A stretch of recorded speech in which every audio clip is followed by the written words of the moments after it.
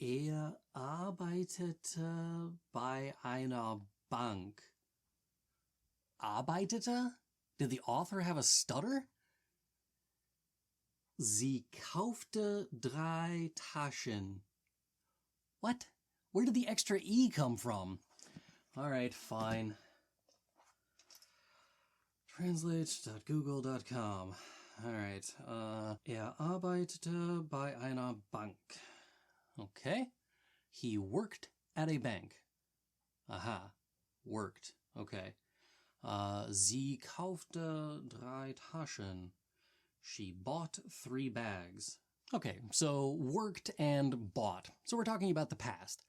Why didn't we just use the perfect tense? Nowadays, the perfect tense is generally used when speaking about past events in German, and the Präteritum is used when writing or telling stories about past events. Right, perfect is used when speaking. This tense is used when writing or telling stories. I guess I better figure out how it works. All right.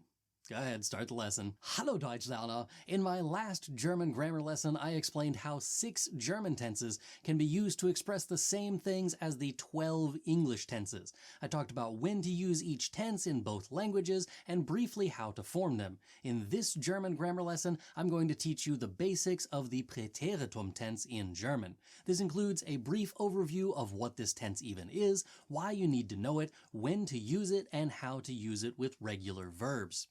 In future videos, I will cover more complex topics with this tense, such as irregular verbs and modal verbs or modal auxiliaries. All of these videos will be put into a playlist, so if you're looking for the next lesson in this series, check out the link in the description. First of all, what is this tense used for? Technically speaking, it's used to express ongoing actions in the past. The closest English equivalent in terms of meaning is the past progressive tense, things like I was going to the store and we were walking across the street. The closest English equivalent in terms of how the tense looks, however, is the simple past tense, which would be like I went to the store and we walked across the street. While this is technically what it means, in common usage, it's simply the tense that we use when writing or telling stories about past events. It's also commonly used when speaking in German about past events if you're using the verb haben or sein, as well as any of the modal verbs. Since those are all weird in their own little ways, we will be ignoring those verbs for today's video. Just know that it is far more common to use the Präteritum tense when using sein or haben in the past, even when speaking. So if it's mostly used when writing, why is this tense such a big deal to learn? Well, pretty much any narrative story that you will ever read will be written in this tense. Fairy tales, news stories, novels, biography, anything that was set in the past will be written in this tense. At the very least, you should be able to read and understand this tense so that you can consume all of those media. Another reason to know this tense is that you will probably be telling stories at some point in German, and you need this tense in order to do that. Now that we have a general idea of what this tense is and why we need to know it, let's take a closer look at what it looks like in some examples. Die 3 kleinen Schweinchen brauchten ein neues Haus. The 3 little pigs needed a new house. Notice what we did in this sentence. The only difference here between the Präsens tense and the Präteritum tense is an extra T. Present tense conjugation would have been brauchen. We added the T before the EN to make it into the past tense. Brauchten. Let's try another. Der Junge dankte dem Kellner. The boy thanked the waiter. What's the difference between present and past this time? In the present tense, we would have said dankt, but the Präteritum version is dankte. This looks like we just added an E to the present tense version, but it isn't quite exactly what's happening here. Let's try one more example before I reveal the secret formula. Ihr feiertet in der Gartenlaube. You all celebrated in the gazebo. What happened here? This time we added both an E and a T to the end of the usual present tense version. Instead of feiert, I said feiertet. So sometimes we add E, sometimes ET, and sometimes just T? Kind of. Really what happens for this tense is that we start by adding T to indicate the past tense on the stem of the verb. That's the version minus EN at the end of it.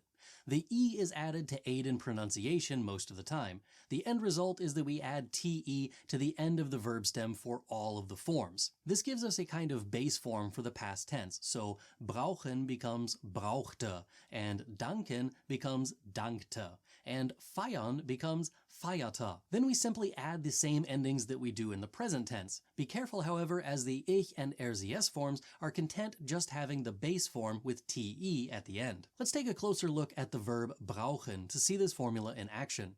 Start by removing en from the end of the infinitive to reveal the verb stem brauch. Then add te to give us the base form of the verb in Präteritum brauchte. Then add the same endings we would have in the present tense for everything except ich and RCS. Your final conjugation chart should look like this. Ich brauchte, I needed. Du brauchtest, you needed. Sie, es brauchte, he, she, it needed. Wir brauchten, we needed. Ihr brauchtet, you all needed. Sie brauchten, they needed, or you needed. Now you try it with the verb danken. How would you conjugate this verb in the Präteritum? Pause the video and try it on your own before continuing. The correct version should be Ich dankte, du danktest, sie, es dankte, wir dankten, ihr danktet, sie dankten. You remember how the present tense sometimes requires an extra E between the stem and the conjugated ending? Well, the same thing happens in this tense, but instead of only affecting du and RCS and the ear forms of the verb, since all of the forms have TE before the rest of the ending, all of the forms require an extra E between the stem of the verb and the Präteritum ending. Let's look at the verb arbeiten as an example of this. Ich arbeitete. Du arbeitetest. Sie, es arbeitete. Wir arbeiteten. Ihr arbeitetet. Sie arbeiteten. We started by removing the en from the infinitive to reveal the verb stem arbeit. Because the verb stem ends with t, we have to add an extra e before adding the Präteritum tense te. This gives us the Präteritum base for this verb as arbeitete. When we use the du form, we add st. The wir form and sie, they form and sie, you forms gain an extra n to become arbeiteten. The weirdest looking one on this list is definitely ihr arbeitetet. While it may look a bit strange, these are correctly conjugated forms of the verb arbeiten in the Präteritum tense. Now it's your turn again. Try it out with the verb reden. This means to talk and follows the same pattern. Pause the video and try it out on your own before continuing. Ich redete. Du redetest. Sie, es redete. Wir redeten. Ihr redetet. Sie redeten. Now let's try it out with a story. Lisa, Max, Anna, Peter und Julia bereiteten alles vor. Lisa, Max, Anna, Peter, and Julia prepared everything. Sie packten das Zelt. They packed the tent. Lisa sagt, ich packe meine Schlafsäcke ein. Lisa said, I am packing my sleeping bag. Max fügte hinzu, ich nehme die Campingkocher mit. Max added, I am taking the camping cooker with me. Während sie ihre Sachen packten, regnete es draußen.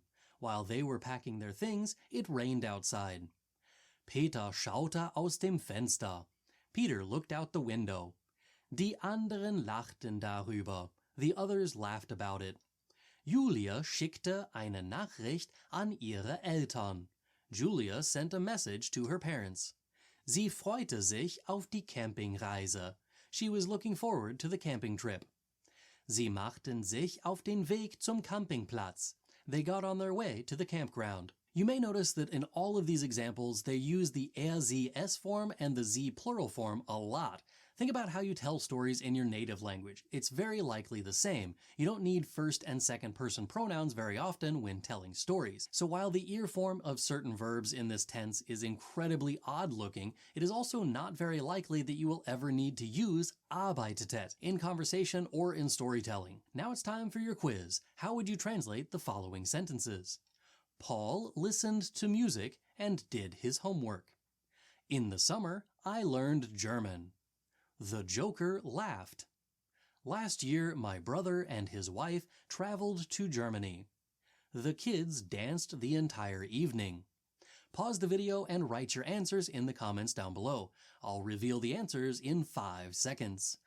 5, 4, 3, 2, 1, 0. Paul listened to the music and did his homework. Paul hörte Musik und machte seine Hausaufgaben. In the summer, I learned German. Im Sommer lernte ich Deutsch. The Joker laughed. Der Joker lachte. Last year, my brother and his wife traveled to Germany. Letztes Jahr reisten mein Bruder und seine Frau nach Deutschland. The kids danced the entire evening. Die Kinder tanzten den ganzen Abend. If you want to practice the things that you were taught in this lesson, consider joining my Deutschlerner Club. It's an interactive online course that will teach you the basics of the German language from A1 through A2, and I also upload weekly bonus materials for every lesson that I upload to YouTube. Try it out for 7 days for free and see if it's right for you. If you're ready to learn about the irregular verbs in the Präteritum tense, click over here and I'll see you in that video. Bis dann. Tschüss.